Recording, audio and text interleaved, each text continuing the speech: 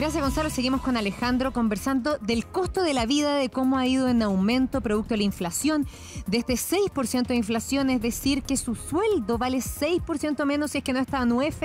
Hablábamos de la UF también, vamos a hablar de los arriendos, de cómo subirían y de cómo le va a ir subiendo todo el costo de la vida. Pero quedamos pendientes con una pregunta de WhatsApp. Dice, ¿puede preguntar si la eliminación de la UF en servicios básicos es factible? No necesariamente los servicios básicos vienen anexados en UF. De hecho, por ejemplo, tenemos el tema de la fijación. Hay que recordar que los servicios básicos, hay algunos que son monopolios y vienen regulados por ley. Por ende, la generación de kilowatt hora, por ejemplo, en electricidad, viene asociada al dólar.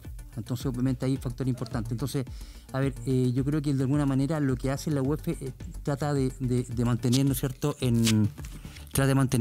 en el poder de compra del dinero permanente en el tiempo. Entonces, son elementos. Yo creo que aquí lo que debemos ver, más que tratar de echar la culpa a la UF, que de alguna manera lo que hace es reflejar cómo, ¿no es cierto?, ha ido perdiendo el poder existivo de nuestro dinero, es tratar de buscar la forma, ¿no es cierto?, de generar incentivos para poderla mantener a raya. De hecho, estábamos, ¿no es cierto?, fuera de cámara haciendo en ejemplo, ¿no es cierto? Un arriendo, por ejemplo. Exacto. Este arriendo era cuando yo el año pasado pagaba un arriendo, dije, yo contraté un arriendo que costaba 250.000 pesos, ¿no es cierto?, yo al dividirlo por el valor de la UF del año 2020, que eran, ¿no es cierto?, 29.091 pesos, eran 8.35 UF. Vale decir, yo pagaba 243.000 pesos y hoy día pago 257. O sea, solamente hay un incremento ahí muy marcado de cómo va subiendo este elemento solamente por efectos de la inflación. Entonces, es ahí donde tenemos que empezar a tomar esta foto, de entender, ¿no es cierto?, cómo se empieza a hacer mucho más nocivo, ¿no es cierto?, esta realidad de la inflación. Y esto, ojo, lo llevamos, como yo te decía, hay temas, claro, hoy día lo tratamos de explicar en la UF, que es la forma más fácil de poder palpar estos incrementos, pero después lo puedo llevar, ¿no es cierto?, al incremento de las bencinas, que han subido con mucha fuerza. Hay que recordar, ¿no es cierto?, que en marzo, ¿no es cierto?, abril del año pasado, prácticamente había dicho que el barril de crudo costaba 0 pesos, ¿te acuerdas? Y hoy día volvimos a la vecindad de los $80 el barril. Y eso obviamente ha generado, ¿no es cierto?, una carrera alcística ¿no es cierto?, del combustible muy marcado, y eso como consecuencia, cuando suben muy fuerte los combustibles, también empieza a pegar en otros factores, como por ejemplo los costos de traslado de alimentación, los costos de traslado, etcétera, que a la larga están generando un efecto súper nocivo a la gente. Por eso hablamos de que un cuarto retiro sería nuevamente un ingrediente más que volvería a meterle más presión a la gente más vulnerable. Y de esto lo habíamos hablado también hace una semana atrás, entender también que este incremento hace que también, por ejemplo, el Banco Central va a tener que volver a tomar carta en el asunto, y lo más probable es que veamos una nueva alza de la tasa de interés para contraer la economía, exactamente. Exacto. Que ya lo hemos visto. Tú bien lo decías, suben los arriendos, suben los gastos comunes, suben los colegios, por ejemplo, suben los alimentos, distintas cosas, sube todo en un 6% en promedio. ¿Cómo le afecta esto a usted? ¿Qué pasaría, por ejemplo, con los arriendos si suben? Hay una mayor proliferación de los campamentos, que ya estamos en cifras récord. Lo vemos en la siguiente nota. Buscó por meses un departamento que le acomodara hasta que a fines de 2019 encontró este en San Miguel. Se lo entregaron en julio del año pasado y desde entonces el valor del dividendo, dice, no ha parado de subir. Partí pagando como 320.000 pesos, 325.000 por ahí. Después subió durante el año 2020 a casi 340.000 pesos y ahora la fecha, hoy día ya está como casi a 350. Así que sí, casi 20.000 pesos, creo. Cifra no menor considerando que su dividendo está proyectado a 30 años. Una de las razones para este aumento es la inflación y el alza en el precio de varios productos. Durante octubre el IPC registró una variación del 1,3%. Pero ¿cómo repercute esto en el dividendo de Claudio? Quizás algunas personas pueden decir, bueno, yo no viajo ni en avión ni tampoco me voy de vacaciones. Pero este resultado del IPC hace subir a su vez indicadores como la unidad de fomento. Y ahí es donde se transmite a toda la economía. Al subir la unidad de fomento, suben todas aquellas deudas que están indexadas a ese indicador, y por tanto el crédito hipotecario es el más afectado. Desde que pasó la barrera de los 30.000 pesos en septiembre, la UF ha experimentado un alza constante en la que se proyecta a fines de diciembre podría llegar a 31.000 pesos. Complicado porque afecta a los bolsillos de los chilenos. Igual uno de clase media te afecta mucho, porque te sube todo, tenés que pagar más. No, yo no pago dividendo, pero sí mi hija está postulando para una vivienda y no le alcanza todavía para comprarse una vivienda como corresponde. O sea, no solo el dividendo está subiendo por el aumento de la UEF, sino que el dividendo futuro para los que quieren tomar un crédito hipotecario está cada vez más caro debido al aumento de la tasa de interés. Chile enfrenta el IPC más alto en 13 años. Solo lo que va del 2021, el costo de la vida se ha encarecido en un 5,8%.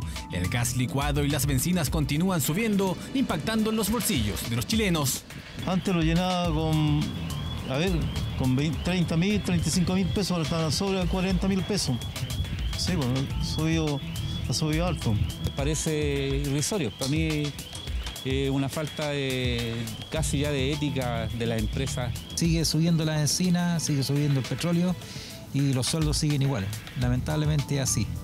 A partir del 1 de diciembre de este año, algunos salarios deberán ser reajustados. Pero ¿qué tanto favorece el reajuste salarial considerando la inflación que ha enfrentado el país y cuyo costo han asumido los consumidores? Cada vez que había una competencia entre salario e inflación, la inflación gana.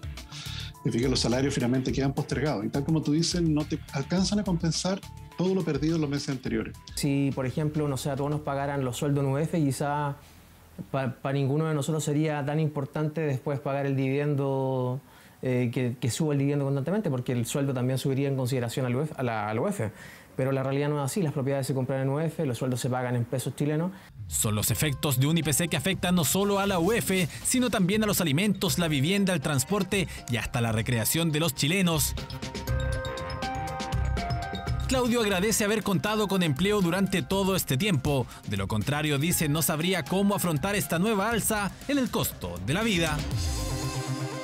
Que afecta a todo lo relevante y directamente al bolsillo de los chilenos. Te quiero preguntar algunas cosas que decían ahí. Por ejemplo, el economista Flores decía, sueldo versus inflación, siempre gana la inflación, aunque reajusten, efectivamente se podría reajustar el sueldo de unas personas, sí, y sigue quedando al debe el sueldo, por así decirlo. No, lo que pasa es que de alguna manera yo tuve, ¿no es cierto? A mí me reajustaron mi sueldo en marzo, tengo todo el proceso inflacionario de marzo a marzo, y ahí recién dice, perfecto, la inflación de marzo del 2020 a marzo del 2021 va a ser de un 7%, le reajusto a un 7%, ¿no es cierto?, a la gente, y ahí vuelvo de alguna manera a recuperar mi poder adquisitivo. Pero durante todo el tiempo, entre marzo del 2020 y el marzo del 2021, yo siempre tuve una brecha. Por eso, y por otro lado también estamos hablando de las empresas que, ¿no es cierto?, tienen la posibilidad de poder reajustar efectivamente los salarios en función del incremento del costo de la vida. Pero como muy bien se ha tomado en la nota, hay gente de las pymes, ¿no es cierto?, que de alguna manera dice, oye, a lo mejor yo no puedo subir los productos con la misma velocidad y por